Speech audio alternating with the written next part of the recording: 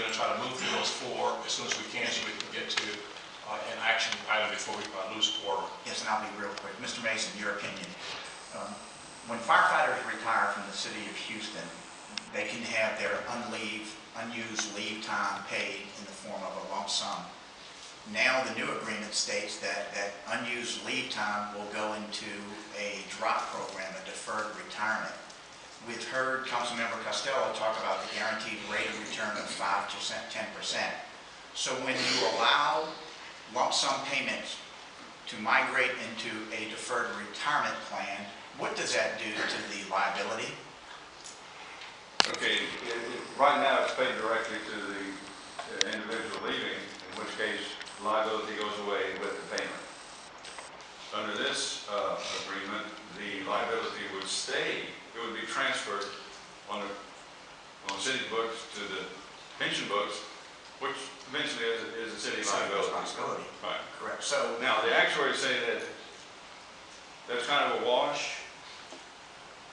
The liability is when it goes into the drop, there's interest credited on that drop account, which is a liability to the city. The actuaries say it's probably immaterial because, or hopefully, that the investment return over in the pension plan can exceed whatever the guaranteed rate of interest is, whatever the rate of interest is credited to the drop. So the actuaries for the city, and for the fund have said it's probably immaterial from a financial point of view. So in 2015, we're probably not going to get a rate of return at 8.5%. Right now, the stock market we had a investment committee meeting. As of now, year to date, the return has been 0.5% approximately. So, and I'm sorry for interrupting. So to my point, when you do that in today's dollar, that liability, whereas it was immaterial if you don't reach 8.5%, that liability would be material, in my opinion. Is that not correct? It would be a liability, whether it's material or not. I don't know, I haven't run the numbers on that, but it would be, if the investment return in the fund is less than the guaranteed rate credited, it's a liability. So the detrimental effect, as we carry $3.8 billion of unfunded liability, will increase if this scenario takes place. That's correct. Thank you. If the investment return in the fund is less than the interest credited. Thanks. Chair recognizes Member Costello. Thank you. Thank you, Mr. Mason. You and I have been talking for many years on this issue, and thank you for your thoughts, and I do appreciate what you do for the city as a consultant. I do appreciate what you do for the city on the boards as well, representing the city.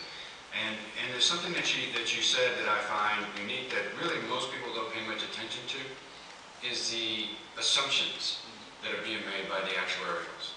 And, you know, there is no assumption in the rate of return that we pay in the drop program. It's either somewhere between 5% of the floor or 10% of the ceiling.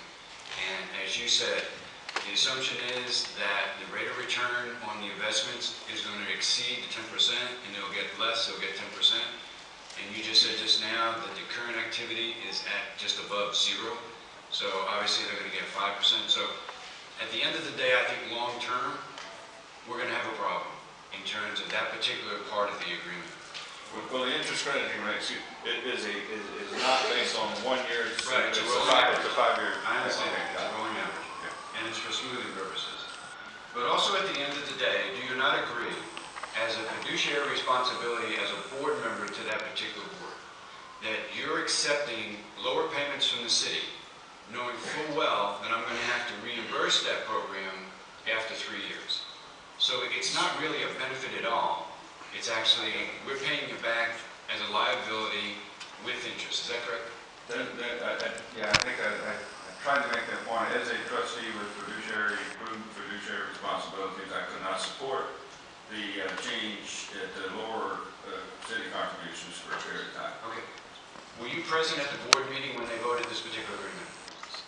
Yes. Did you vote no? No, I didn't vote no, because this is another issue, because they were voting on an agreement with the city.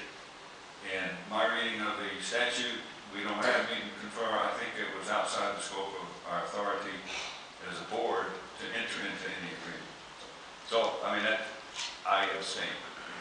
If we had the authority, I would have voted no because of what I just said. I think it's not prudent on the reducing the city contribution for a period of time. One other question. Back in 2014, we had a study done by RHI who has Yes. given us all of these alternatives to help us downsize our mortgage payment. Right. You know. Right. Thank you. Thank you. We have 3 speakers left.